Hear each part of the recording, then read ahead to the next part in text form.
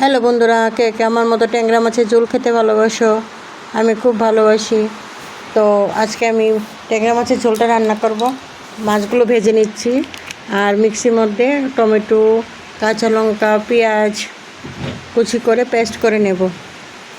একসঙ্গে লাল লাল মরিচগুলো নিয়েছি যাতে ঝোলটা একটু লাল টাল হয়। মাছগুলি দেখো আমার ভাজা হয়ে গেছে।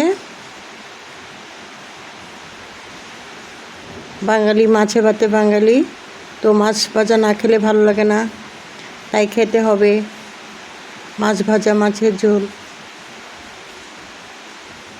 অনেক রকমের রান্না করা যায়। তো আমি আজকে টমেটো আর ক্যাপসিকাম দিয়েছিলাম, পেঁয়াজ ফোড়ন দিয়ে লবণ আর হলুদ দিয়ে পেঁয়াজটা একটু ভালো করে ভেজে নেব। মশলাটা যত ভালো ভাজা হয় সবজিটা কিন্তু খেতে তত দারুণ হয়। একটু জিরে গুঁড়ো দিয়ে দিলাম, তারপর ক্যাপসিকামটা দিলাম, ধুয়ে রেখেছিলাম আগে কেটে।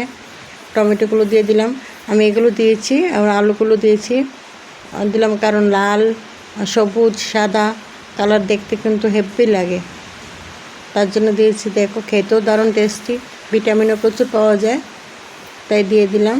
তারপর আগে থেকে মশলা পেস্ট করে রাখা টমেটো, পেঁয়াজ, কাঁচা লঙ্কা এগুলো পেস্টটা দিয়ে দিলাম একসঙ্গে, দিয়ে ভালো করে ভেজে নিলাম। ভেজে একটু জল দিলাম, বেশি জল দিতে হবে না, বেশি জল দিলে আবার টেস্ট লাগবে না, গায়ে মাখা থাকবে।